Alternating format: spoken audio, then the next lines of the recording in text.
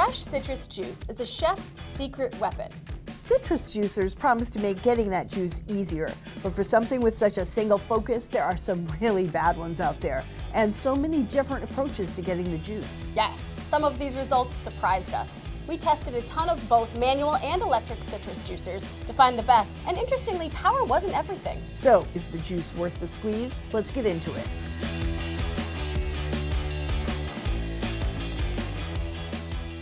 Manual juicers are great for juicing small amounts, say a couple tablespoons for a vinaigrette or a sauce. Compared to electric juicers, these manual models generally take up less space and they don't need to be plugged in. We tested a bunch of manual juicers with very different designs. Now here's how we tested. First, we juiced 10 each of limes, lemons, oranges, and if the juicer was big enough, 5 grapefruits. We looked at how long it took. We measured how much juice we got, and we considered how easy it was to use the juicers. We looked at which ones held back the seeds effectively and which didn't. We also had both right and left-handed testers try them out, just to be sure they suited a range of people's dominant hands, hand sizes, as well as their heights and strengths, because some of these models took some heavy-duty squeezing. Others were taller than some of our testers. We washed every juicer by hand every time, just to be sure it wasn't a huge pain to maintain. And we tasted the juice from each model, just to see if we could detect flavor differences. Did some of them squeeze in some bitter pith? Did oils from the peels get in the juice? And after all that, we went ahead and juiced 20 more lemons in a row on each model, just to see how they held up. So, here's what we learned. Our tests prove that the style of juicer does affect the flavor. It stands to reason, because the citrus press compresses both sides of the fruit, including the rind, and that releases the peel's oils and contributes bitterness, which adds complexity. But because the reamers only intersect with the pulp of the citrus, those peels don't get a chance to release aromatic oils. Now we compared the flavor, and we found the pressed juice was noticeably more nuanced and fragrant. These differences are going to be most evident when you use the juice immediately.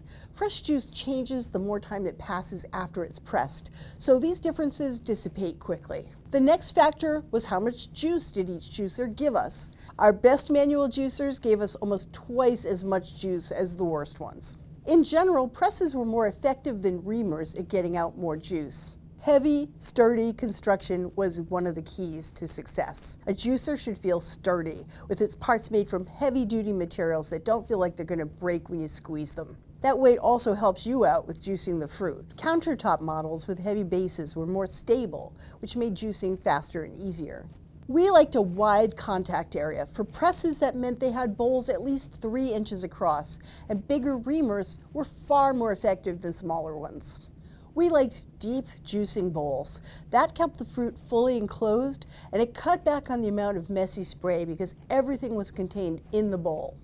Generous drainage holes were also nice because they allowed that juice to drain faster while holding back most of the seeds. Long handles gave us extra leverage. One of our winners had specially designed gears that pressed fruit more effortlessly and smoothly, and it gave us more juice with less force. For our less strong testers, that leverage helped, but they still take some hand strength. Sharp ribs helped. On reamers, those deep ridges bit into the fruit better, and it took fewer twists to release the juice. One thing that we definitely liked was a juicer with few parts. Some of these came with several reamer attachments in different sizes. Those weren't even necessary. We washed these after every single test, and believe me, we preferred simpler styles. And there's something else to consider. If you like juicing larger citrus like bigger oranges or grapefruit, definitely get a countertop juicer. Handheld juicers technically could do fruit of all sizes, but they were really messy when they were pressing larger fruits. It hung over the sides, it covered everything in juice. Countertop juicers are great if you want to make more juice and with no need to plug it in. They also look really nice on the counter. I have an antique countertop model, kind of like this one, and I love to pull it out and use it when I'm making a lot of juice for guests.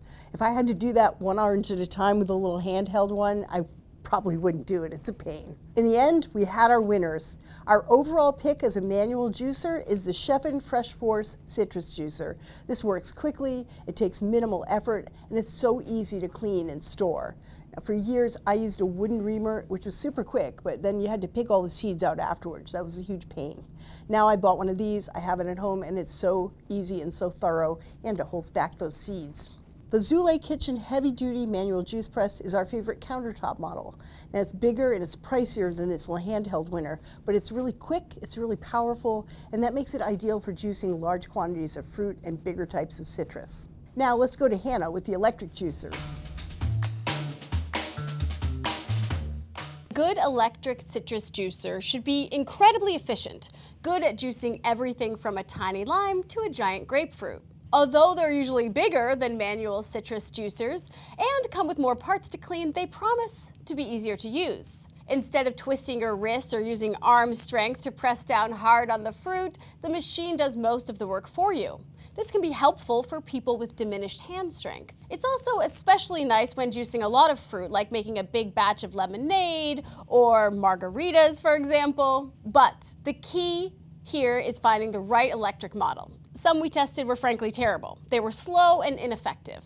We bought a wide range of models and conducted all of the same tests Lisa just talked about on the electric models as well. Here's what we found. All of the electric juicers we tested have reamers with ribs, like these. These are what spin and dig into the fruit to extract the juice. And on electric juicers, these spin automatically. For many juicers, you hold the fruit in place as the reamer spins. You can generally feel when the reamer has extracted all of the juice because the ridges start pressing against the peel under your palm. Some models have levers, like this one right here. When you lower the lever, it brings down an upside-down bowl, also called a dome, that holds the citrus in place against the reamer. Now, the lever promises to spare your hands from getting messy. You're a little bit removed. It also promises to make it easier with physics. But there are some trade-offs. The dome gets splattered with citrus oils and juice and is an additional piece to clean. The levers make these juicers taller and bulkier and harder to store, so that's something to consider too. It can also be harder to tell when juice has been fully extracted because there's no tactile clue that the reamer is pressing up against the peel. Again, you're a little bit removed. And this can actually be a bad thing. If you press down too hard or too long, this can make the reamer scrape against the white pith, which can actually make your juice taste bitter. You want to make sure to gently press down and release the pressure when you notice the juice has stopped draining out. One model is different than the others, right over here. The Vinci is supposed to be hands-free. You put the fruit on top of the reamer, snap a lid in place, and then a platform lifts up and presses the fruit and the reamer against the lid. But it was a bust. Not only did it juice slowly, but it also barely got any juice out of the fruit, and while it was marketed as compatible with all types of citrus, we struggled to fit anything bigger than a lemon. The method of collecting juice is another thing to consider. As the reamer spins, the juice flows through a strainer either into a built-in carafe or out a spout. For the ones with the spout, you usually flip it open to let the juice drain out when you're ready into a container of your choice. So just like with the manual juicers, we really liked big, wide reamers with sharp ridges. They were just able to more effectively dig out all of the juice. We liked strainers that had tall walls to help hold pulp and seeds. Flat strainers didn't work as well, especially with big, pulpy oranges and grapefruit. After the juice is pressed and it comes out of the machine, it has to go somewhere, either one of your containers or an included carafe. We liked models where the juice drained right into an included carafe. They were especially tidy. Some of the spouts didn't close all the way, though, and were drippy. It was also important that the spouts sloped downwards to drain completely. Some models started up instantly when the fruit touched them, and we did not like this. The process felt more rushed. We want to be able to decide when the machine starts. Some models have reverse rotating reamers. These spin in one direction, then the other, supposedly to get more juice. In our test, though, this didn't make any difference. After mountains of citrus were juiced, measured, and tasted, we have a few winners to recommend. The Breville Citrus Press is our electric winner. It juiced citrus of every size with ease and at impressive speed. It consistently got almost all of the juice out of every type of citrus fruit we threw its way. We really liked that the pointy reamer effectively bit into the fruit, and it only started spinning after we lowered the lever and exerted the pressure when we were ready. The reamer had both large and small ridges, and a pair of tabs at the bottom that, when the reamer is spinning, pushed the pulp to the side so that juice could flow directly through the stainless steel strainer into the catcher. The catcher angles slightly towards the spout, so juice flowed smoothly and neatly into the container of our choice. All of the parts are removable for cleaning and come off in one fell swoop. The downside, it costs about $200. This might be worth it for you if you do a lot of juicing. The Dash Citrus Juicer is our best buy. It took a couple minutes longer to juice compared to the Breville, but was easy to use and delivered an excellent yield. It's made of plastic and lacks the fit and finish of the Breville as well, but at about $25, it's a bargain. So now that we've seen both manual and electric juicers, how do they compare to each other? Interestingly, when we juiced 10 lemons with our winner in each category, our manual winner from Chefin nearly matched the electric one from Breville in speed. It was a difference of only like 42 seconds, not major in the grand scheme of things. But let that victory end there.